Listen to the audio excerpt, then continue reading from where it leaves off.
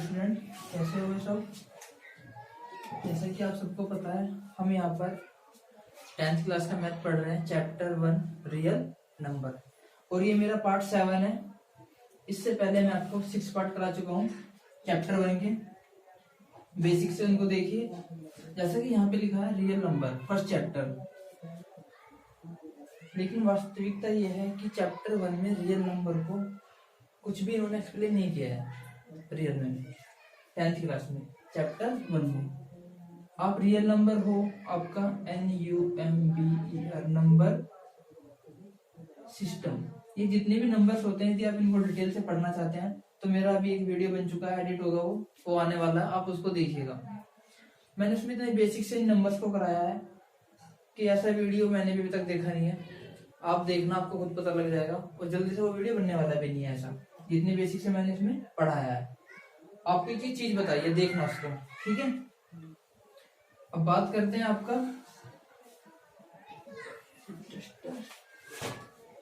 Real number, ठीक है।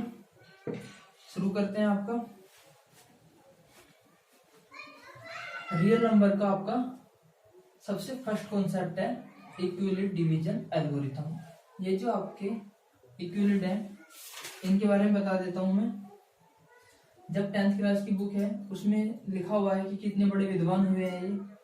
इन्होंने, जब हम ज्योमेट्री पढ़ते हैं तो उसमें हमने देखा है कि ज्योमेट्री को इन्होंने एक पॉइंट से लेकर कंप्लीट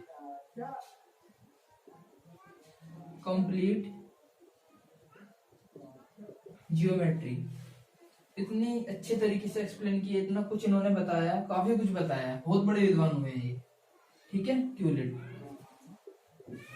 और इन्हीं के द्वारा लिखी गई एक एल्गोरिथम है जिसको हम आज देखने वाले हैं, डिवीजन एल्गोरिथम या डिवीजन लेमा। दोनों देखो लगभग सेम ही है, ये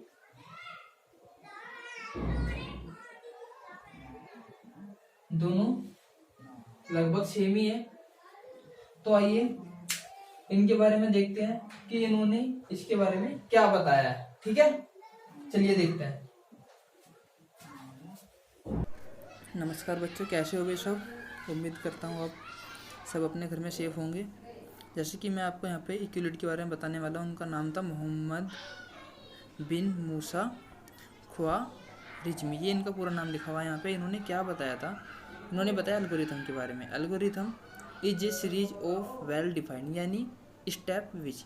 इन्होंने क्या बताया कि इसका मतलब ये होता है किसी भी स्टेटमेंट को स्टेप वाइज प्रूव करना, सोल्व करना, आपका क्या कहलाता है, एल्गोरिथम। एक मैं एग्जांपल देके आपको बताता हूँ। जैसे कि हम 3 से डिवाइड करते हैं 2, 8, 7 को, तो 3 जा 27, नहीं आपका आएगा 3 9 जा 27, कितना बचेगा 1, ऊपर से 7 उतारेंगे, फिर आएगा आपका 3 5 जा 15, कितना बचेगा आपका 2। ये देखो मैंने एक प्रॉब्लम को सोल्व किया स्टेप वाइज, ये क्या कहलाता है आपका एल्गोरिथम, जिसको इन्होंने अच्छे से एक्सप्लेन किया है। इसके बाद मैं आपको एक बात और बताता हूँ इनके बारे में।